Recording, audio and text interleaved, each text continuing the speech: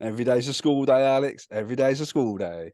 So welcome to our. We haven't even got a name for this yet, but it's the Alex and Pete show. Um, Alex Evans That's from a terrible name, by the way. Announce yourself, please, sir. Alex from Estate Apps. Yeah, that's what I am. And PPC Pete, so Pay Per Click Pete. We're just going to sort of launch this out, really. As we've just been saying, we can talk for England, and we're coming live to you today. We're both in the UK. Is that right, Alex? That actually is right. Yeah, that's quite unusual. Very But that is unusual, mate. actually correct. Yes. Yeah. Well For observed. those who don't know, hence why I'm wearing a jumper indoors. Mate, I feel like a right techie at the moment. I've got my gangster hat on. I'm gonna have to go to speak to Mr. Jerry Lyons about getting one of his tops. Jerry, if you're listening to this, mate, you need to send one up to Canuck. So it's not as cool as he's got. There you go. Anyway, so yeah, with the purpose of these videos really is to educate the estate agency community all about digital marketing, because obviously we get reached out to in our relatively expert live, so to speak, about helping agents just like yourself, the one who's watching, obviously, make the most of what you're doing without actually spending much more than what you're doing at the moment. So anyway, Alex, I want to speak to you today about reviews, Google reviews. What can you blow our mind with the power of Google reviews? Because you're the master. I won't go that far. I mean, it's fundamental for me. Asking for reviews at any point you possibly can is good. Google reviews is massive. I mean, I don't know anyone who doesn't look at reviews when they do a Google search. That's, for me, that's the whole point. Most people I've found generally use, obviously when they look at the top 10 of Google, they're going to look down that list. They're going to pick 3 or 4 businesses, maybe 5, that they want to have a closer look at in that area. So estate agents in or estate agents near me. Obviously, Pete, you know this. And yeah, and Google reviews are going to be a part of that. If they're not, they're hardly going to be clicking. The most important thing really is, would you click on a business that's got a low score? No. No, of course you wouldn't. I weirdly, I do, but that's only because I want to find out why. so particularly with hotels, obviously people have got very different views about what a good service is and what bad service is. So that's why I tend to do that with hotels and accommodation stuff like that. But with estate agents, they're not necessarily going to be doing that. They're going to be clicking on the best ones in that area, and that's where you want to be. When I'm talking to people about gathering reviews, the first thing I say is, okay, so your local competition, the ones you actually compete against, not the corporates, how do they rank against you in terms of Google reviews? If you're better off, if you got more than them, then great, keep it going. If you've got less than them, then that's your target. You want a target to aim for, to beat, to get, and that's what you've got to keep in mind. It's a game, it's a constant battle to get higher and higher. Yeah, that's why it's important. Yeah, and in terms of actually agents getting the reviews, it's constant. How do you get your clients, or how should I say it doesn't matter. How would you get me to give you a review? I would this is gonna sound really obvious, but consistency. Just keep asking. And until I've got the review, I'm just going to keep asking. I don't mean every day. I don't mean every hour. I'm talking every time there's some sort of connection, some sort of contact between us. I'm going to probably have a look just to make sure that you've not already done one, and then do one. Then ask you for one. The other thing to remember about Google reviews, and not a lot of people think about this or talk about this, but if you've done a Google review before, you can ask them to do it again. And when I say again, I don't mean they'll literally add a new review. It doesn't do that. But if you try it, go to someone you've reviewed before, and you'll see the same box. You'll see the stars. You can change the number of stars. So instead of where you might have reviewed them 3-star, you can change that to 5, for example. But also in the actual review box, you can update it. You can change it. You can edit it. So, for example, in an estate agent journey, okay, so just signed up with this agent, really looking forward to working with them, blah, blah, blah. So far, so good. But then, maybe 3 months later, 6 months later, yep, finished my journey. I've moved house. Thanks to the guys at blah, blah, blah. That review suddenly becomes even more powerful, doesn't it? Because it's almost like a success story where before it was a review, you know? So obviously it doesn't add to the score in terms of the number, because obviously you've already added one. You added the review before, but it does push it back to the top of the list again.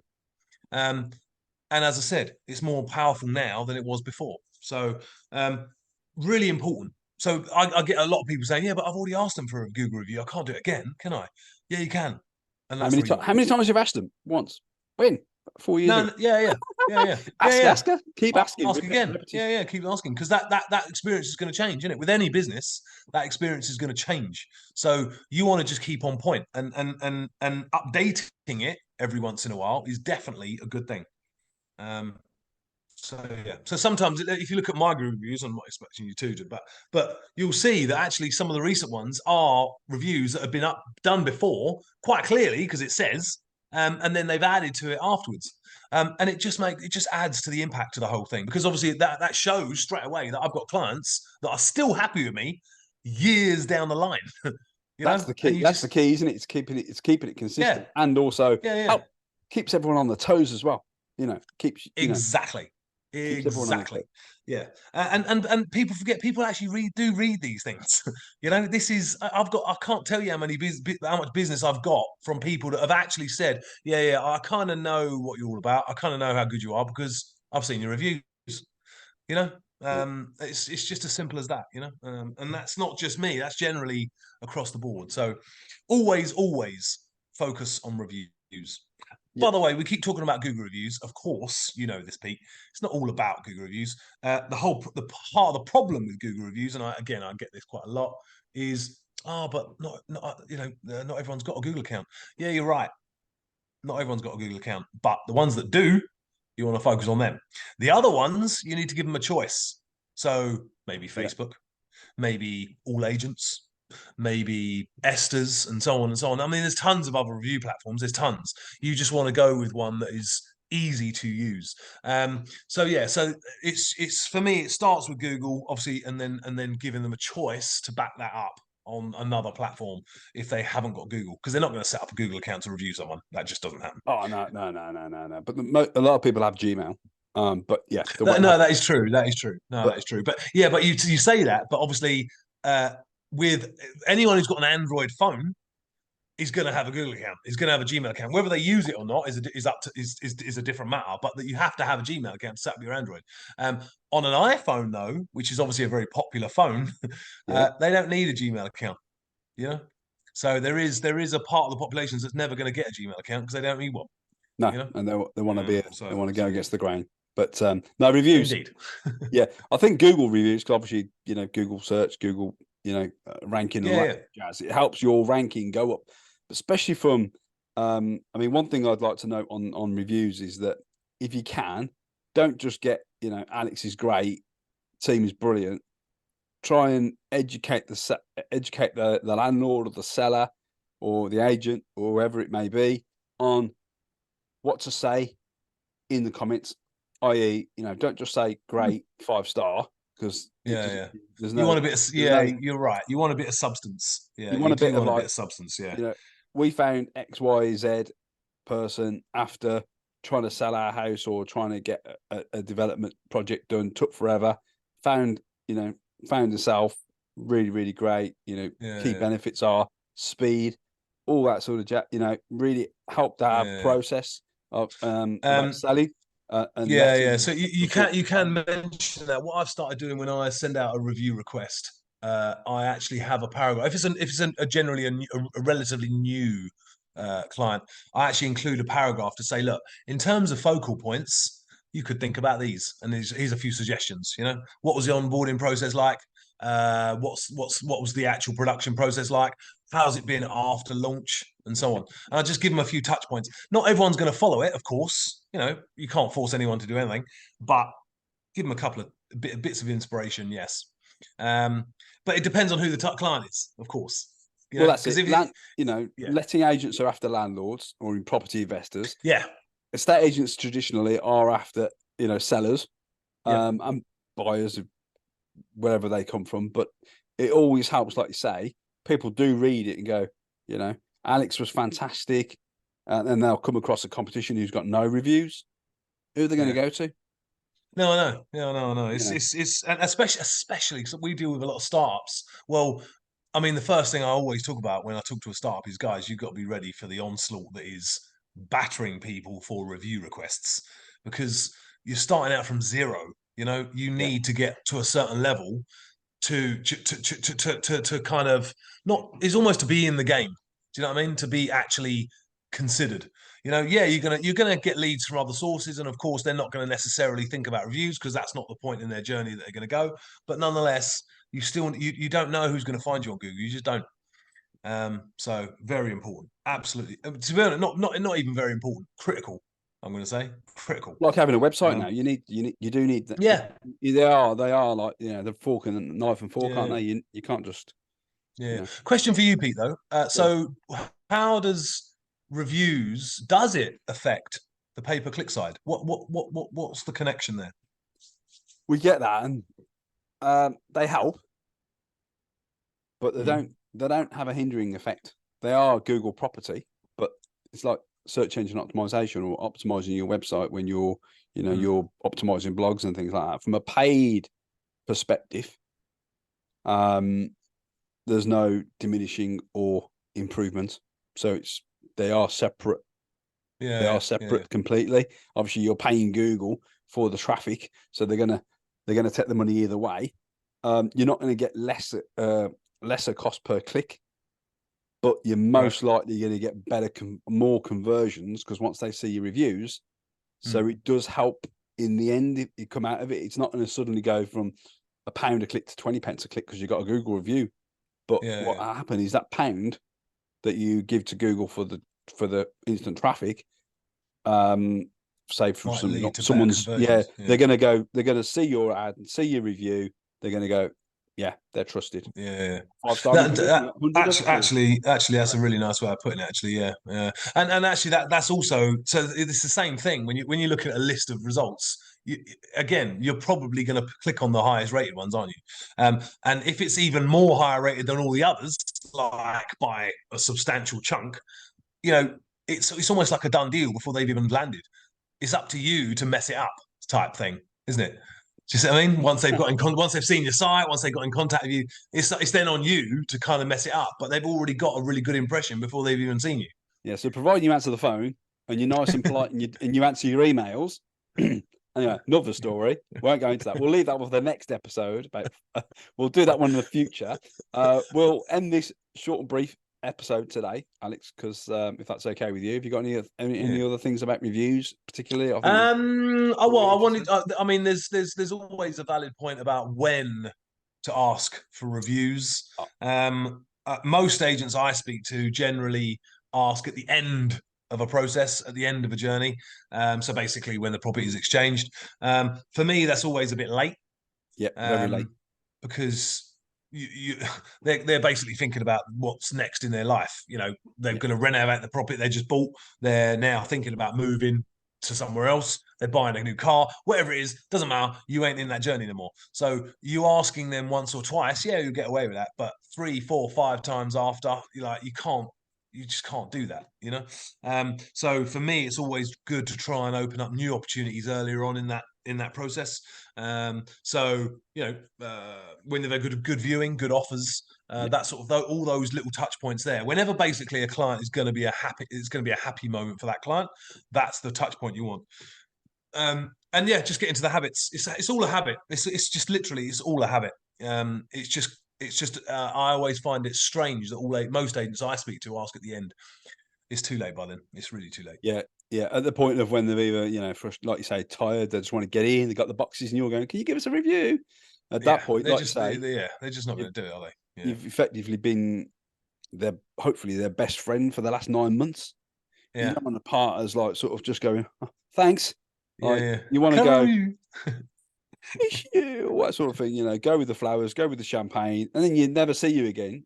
Hopefully they'll phone you in 10 years' time when they want to sell again from stats. Yeah. If you've left a good mark. But like you say, that's a great point actually, Alex, about asking on the viewing. asking on the mortgage offer, asking on the T&D report on the survey, asking, whenever you get a happy client, thanks very much, thank you very much, thank you. Yeah, I think the key though is asking. It's of course it's asking more than once. Yeah, obviously, but during opportunities, but also making it easy for them. So simple things like because what you don't want is to say over the phone, oh yeah, can you just go to Google, do a search for us, and then do the review. No one's going to do that. no one's going to do that. Send them an email. Guys, I'm going to send you when you're on the phone. I'm going to send you an email. Click the link, go through the process, and you can do that. Or if you're in front of them, you could scan this QR code. Just do it now. On your business cards, you will have a little QR code. On your brochures, have a little QR code. Oh, just scan that. It will take you straight to the right place, and you can just do it there.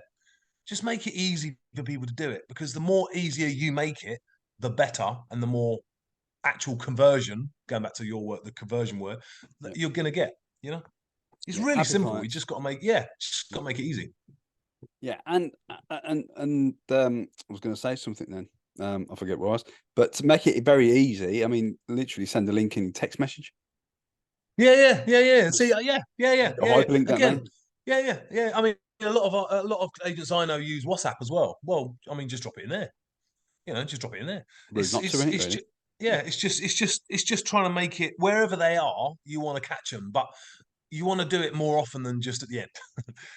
And the other thing, of course, when you ask at the end, they're not used to it. So if you start asking them more than once, they might not do it in the first instance. Yeah. But if they see you asking 2 or 3 times, they're going to realize, oh yeah, this review is quite important to these guys. And it's almost like planting a seed. Do you know what I mean? And that you're more likely to get it by the 5th, 6th time, because they already know, as long as the journey's been good, obviously, they already know that it's important to you, because you're showing it to them. You're demonstrating that. Yeah. And on that point about being good, it keeps you accountable to being good. Yeah. It keeps us all going. And from a neg's point of view, or from a valuer's point of view, it's like we're incentivized. Every 3 months we get a bottle of champagne if we get the first, the 5 reviews, 5-star reviews, not 3-star reviews or 2-star reviews. Well, saying that, obviously that's a good barometer of how good you are. So asking for a review is great, but I always say, can you just give us a 5-star? Almost plant the fact that there's not 4-star or 3-star. So anchor a 5-star as the gold standard, and just say, if you feel a bit awkward about it, it's a nice way of saying it is that we're incentivized we have a competition around the office. As otherwise, it's please sir, please sir, please sir. You want to no make it. I mean, you do. Yeah, I mean that's a valid point. Actually, you want to tell a story around it. With a startup, actually, so I often say this to a lot of the startups that we work with, is, I mean, they've got a really nice opportunity, startups, because their story is really simple. It is, guys, as you know, just starting out. We're obviously competing against some big agents around here that have been established for many, many years.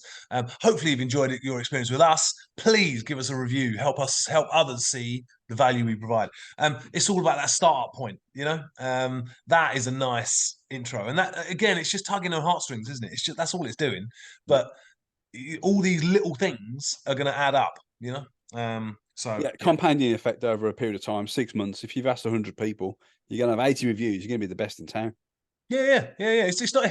That's it. It's not going to take a lot to actually get to where you want to be. The problem is, it's going to take a lot of blood, sweat, and tears to get there. Because annoyingly, people just don't like leaving reviews, especially when they're positive. That's the annoying thing. When they're positive, people would drop a negative review in a heartbeat, but positive review is actually really hard to get. But it's possible. It's just perseverance. You just got to keep going at it. Don't let any delay or extended amount of time get you down. Just keep going at it, because it will change. Yeah, consistency, persistency. There you go. Yeah. Always dropping. Give us a 5-star review, please. And a bit of comment about. We'll give you some guidance on what to say. Hopefully, a bit of SEO in there in terms of keywords and stuff like that. But that's another story. But I think that's it today, Alex. So have you got anything else? I mean, I don't know how we're going to end this. We're just going to go right. Bye. Do a JP. Until the next time. Until the next time. Until the next time. All right, mate. Ask any questions again about reviews. drop in a comment below. Obviously, one of us will be in touch with you. I'll tag you in all the socials. I'll obviously drop all our bits and bobs below in the description on our YouTube channel. All right. So again, until next time, take care. Thank you, Pete.